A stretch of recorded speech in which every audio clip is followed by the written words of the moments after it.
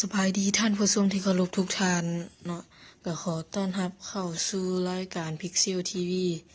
เมื่อนี้ก็จะมาเล่นเกม Grand Theft Auto San Andreas หรือ DOS อหยังพูดละก็อ่านผิดอ่านถูกก็บอกแน่เนาะ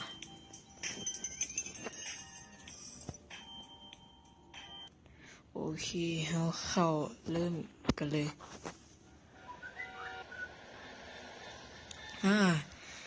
พื้นที่ของเราถูกยึดไปหลายเติบแล้วก็เราต้องมายึดพื้นที่ของเราคืนสีเขียวหมายถึงแก้งเราสีม่วงหมายถึง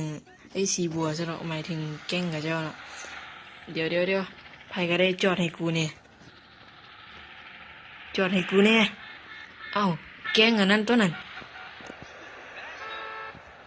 เดี๋ยวเอ้ยเป็นเนาะสูนี่จอด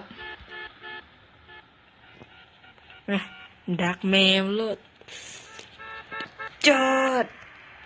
มึงหยุดเลยออกไปซะที่นี่กูคุมตัวเธอนี่บ่ได้ไหวนี่หมายถึงข้าน้อยเองเนี่ยบ่ได้ไหวการหัวใจอันนั้นมันแฟนเฮาเนาะข้าน้อยไปเฮ็ดภารกิจสื่อมาเลยได้เองรู้สึกว่าอันนี้สิเป็นนักเลงอยู่ไปกะอันนั้นเนาะ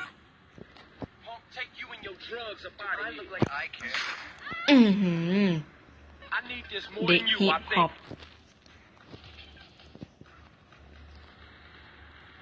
เสียงยังวะคือได้ยินเสียงยิงปืนแหละท่านผู้ชมอ้าวเฮ้ยมันอยู่หลังกูนี่เองโ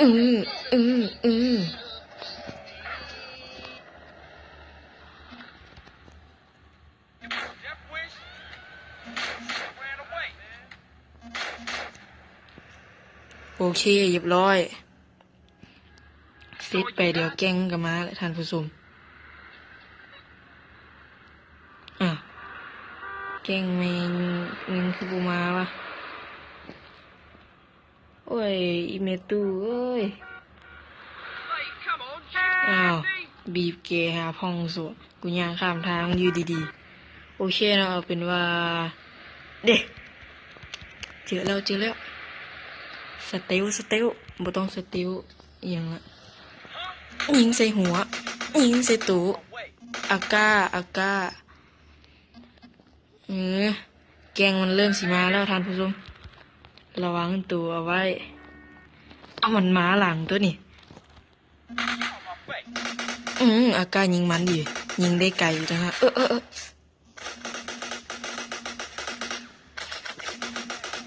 โอเคโอ้สิตายแม่งยิงอยู่ใกล้ๆนี่เองหัวใจหัวใจบ่มีสัตว์กูสิเอาจังไดดีวะโอ้ยกูอย่าเชื่อว่ากูสิตายด้านนี้แม่งเลยตาย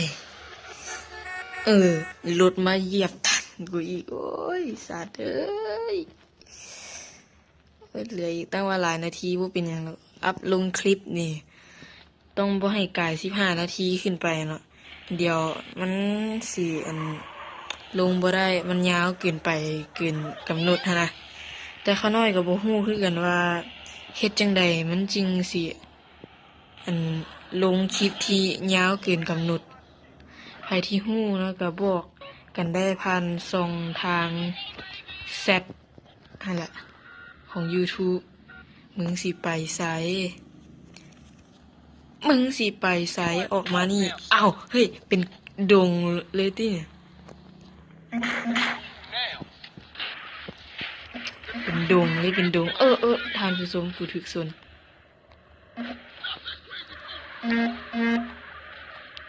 WhatsApp ค่ะเป็นจังไดเป็นจังได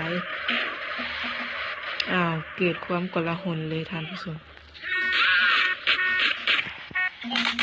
อย่าสว่างแกงเริ่มสิมากันแล้ว ก่อนสิฮอดตอนนั้นข้าน้อยขอไปหาหัวใจก่อนเอาเป็นว่าใส่ระเบิดนี่แหละเอาเปลี่ยนแม่งเอ้ย GTA เปลี่ยนอาวุธยากเลยว่ากูควงและดีเลยไอ้สัตว์เอ้ยนี่ระเบิดเป็นยังไงระเบิดกูเอาไปเด็กซะอ้าวเฮ้ยมันยังอยู่รอดกันเกือบหมดตัวเอาอาก้ากูไปเด็กเอาเฮ้ยยิงหัวทะลุหมดทุกอันเลยเอาสากยิงอ้าวเฮ้ยเวียนแล้วบัดนี้อาก้าสิหมดแบตหมดลูกปืนหมดซะนะโอ้ยอ่านผิดว้าวผิดอุกใจนั่นตัวเอง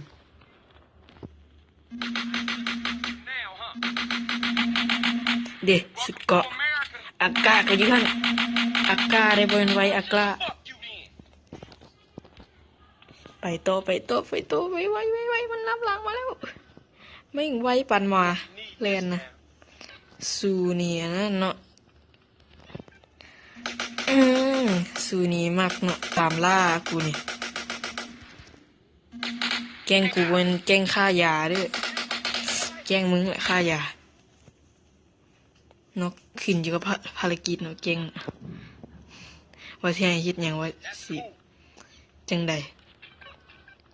โอเคมาเป็นกองทับเลยแม่งเอ้ยมึงเอาคนมาแต่ใส่ก็หน้าคือซ้ำกันหลายนะแฟดมาสู้โอ้โหสู้อย่ายิงมันเสียวฟาดุสีตุจัดการไวอยู่ดอก2 3เรียบร้อยยึดพื้นที่ได้สำเร็จอ้าวเสียงไฟแม่งเอ้ยสู่บ่ฮู้ว่าสู่ลิ้นก็ไผ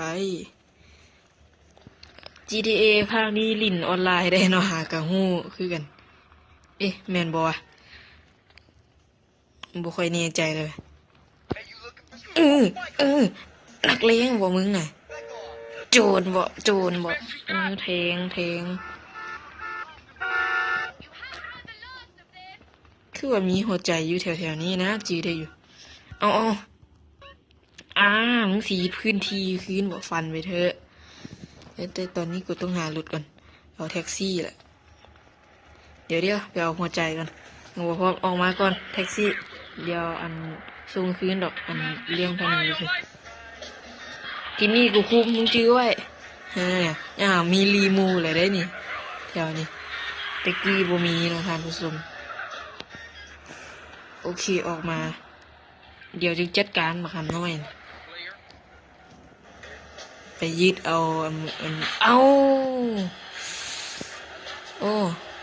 เฮ้ยตำรวจบุจับมาเงินสร้างละบุจับก็ดีแล้วมันอยู่ทางลุมนี่เอง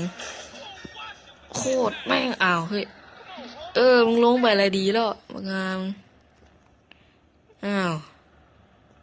มึงอยู่หันเตอะมึงเฮ็ดอย่างแกล้งกูมึงเฮ็ดหยังตายหมดซาทั้งแกล้งน่ะมึงสิมายึดเอาคืนบ่คนมึงเท่านี้เนี่ยกากหลายโอเคอากาบ่มีAKสร้างเอาอันนี้ก็ได้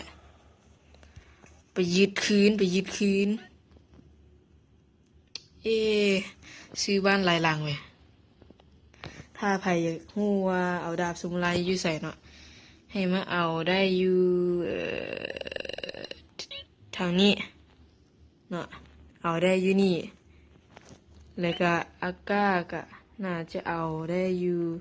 แถวห้านแฮมเบอร์เกอร์แหละขึ้นเหนือขึ้นภูไปดอกบนหันแหละแล้วก็ใครอยากฮู้ว่าเฮ็ดเวียกจังใดให้มันเงินหลายมาเฮ็ดเวียกอยู่นี่เฮ็ดเวียกอยู่นี่มันสิมี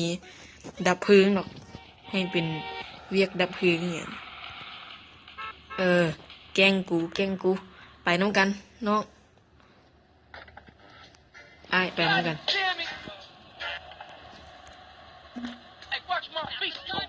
ไปน้ำกันอย่าทิมกันเด้ซีเจเฮาซื้อเอากูบ่น่าเข้ารถนี้ที่มันมีสปริงดูดเนี่ยแม่นเนาะที่มันหยุ่มได้เหลืออีก4 นาทีก็สิหมดรายการเนาะรายการเฮาก็สิหมดเวลาแล้วสิเนาะไปเนาะภายใน4 นาทีนี่กูต้องยึดเมืองคืนได้เอาจำนวนเอาภายใน4 นาทีนี่กูต้องยึดได้เมืองนึงแม่นี่รถมึงสีเนาแล้วเนาะโอเคเนาะบักนั้นวอนหาเรื่องแต่เขาสิบ่หาเรื่องมัน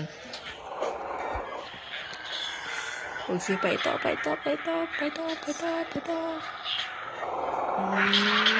ขี่ด้วยความไว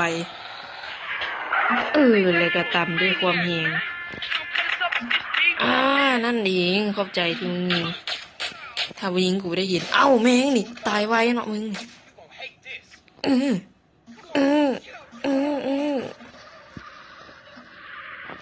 โอ้ยทีมกูมึงคือกากแท้บักคำเดี๋ยวพัดหน้าเขาจึงมายึดเมืองคืนเนาะพัดนี่เขาก็ต้องขอลากันบายกันไว้ก่อนบักได้มากไผที่มักเนาะก็กด Subscribe อะไรกะไผที่โคตรมักเฮงๆนี่ก็กดทั้ง2 อันเนาะทั้งไลค์ทั้ง Subscribe สำหรับมื้อนี้ก็ต้องขอลากันไว้ก่อนเนาะเจอกันใหม่